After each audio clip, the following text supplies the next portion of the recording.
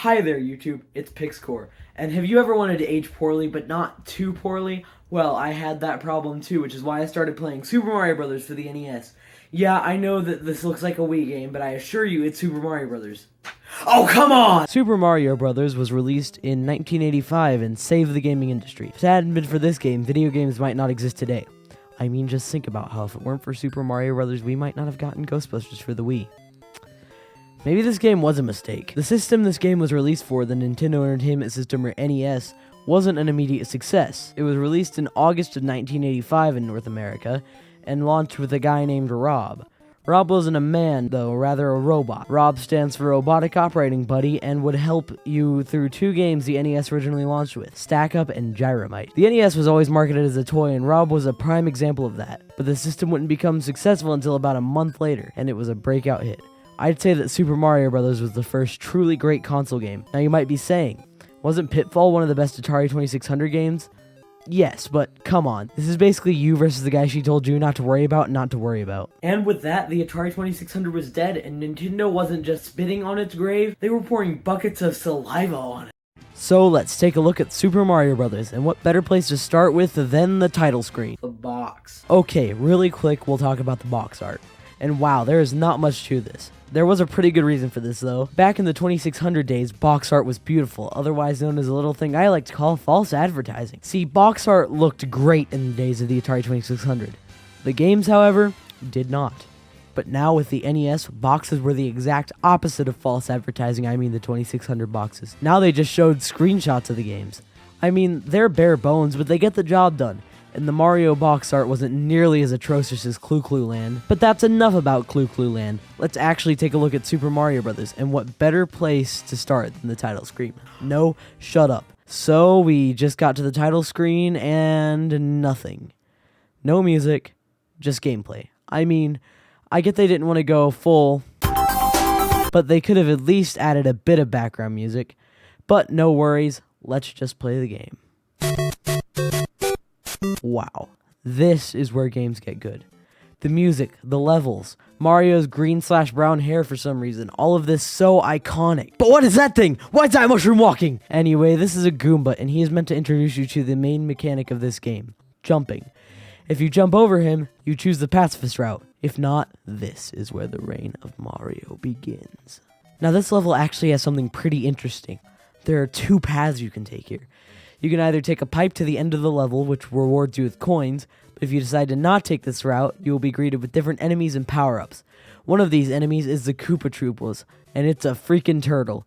You can also find 3 power-ups in this level, the Super Mushroom, Superstar, and Fire Flower. These are also the only 3 power-ups in the game. The Super Mushroom makes you grow so you don't die in one hit.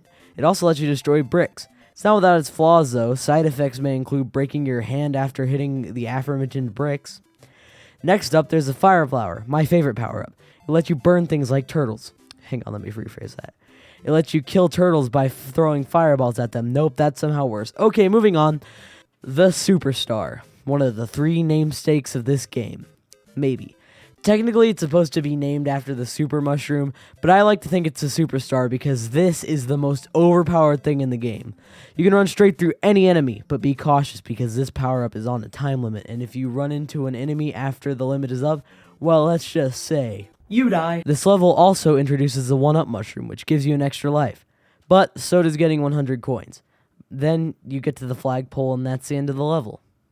And then begins level 1-2. And this time, it takes place in a sewer. And it was after this Mario started wearing light gloves. Unlike a real sewer, though, this level isn't complete crap. In fact, this level is great. I'm not going to talk about most of it, though, but there are a few key things I want to touch on. First off, these 3 pipes with piranha plants. Oh yeah, piranha plants. They come out of pipes and try to kill you. Like piranhas. This may sound insane, but you have no clue how many leafy piranhas I've seen. Anyway, if you get past those, you will be greeted with a lot of coins, including some hidden ones. But once you get out of there, you can head to the ends. There are 2. One of these endings is getting to the flagpole, and it's the most straightforward. The demon plant is here too. To get to the second ending, you have to take one of these lifts up to this area full of warp pipes. 3 to be exact. One leads to World 2, the other to 3, and the third to 4. Meaning you can literally skip half the game in this level. But if you take the normal way, you go to 1-3, and that is where you touch grass. Oh no, I need to stop playing this game immediately! Anyway, on to the next level. 1-4 is a castle, and you go through it to fight Bowser. This is it. The Mario villain. Dang it, he's fake. You do fight the real one at the end of the game, though, where he throws hammers at you. Why are the turtles in this game so violent? And that's basically the game. World 2 introduces water and fish, and World 4 introduces Lakitu, and he throws these spiny things at you. A repetitive, but a great game nonetheless. Oh, and it looks like I'm getting a call from my good friend Richolas Trap. Long story, thought he was Nicolas Cage. Anyway, let's see what he has to say. So I heard you were talking about the first Super Mario Bros. Game. Listen, you're being too positive. No one likes the game that much. It'll make people think you're obsessed with the series. Talk bad about it. I said it aged poorly. What more do you want? Well, it looks like I have to talk bad about the original Super Mario Bros. Game to make it seem like I'm not obsessed with Mario. Because I'm not. I'm clearly not. This game only has a few real level themes, and it gets repetitive, especially when the game has 8 worlds with 32 levels in the entire thing. Sort of on the same note, there are only a few tracks in the game, and this tends to get even more repetitive than the levels. All great music, but it just kind of gets boring after a while.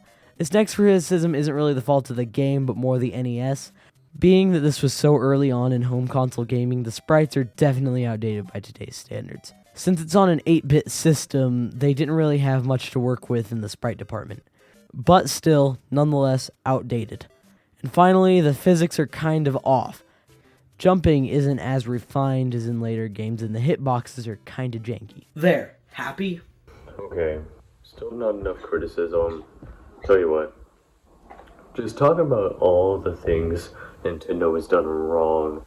Say things like, you're awful, no one likes you, why do you even make videos? I think I might have directed that at you.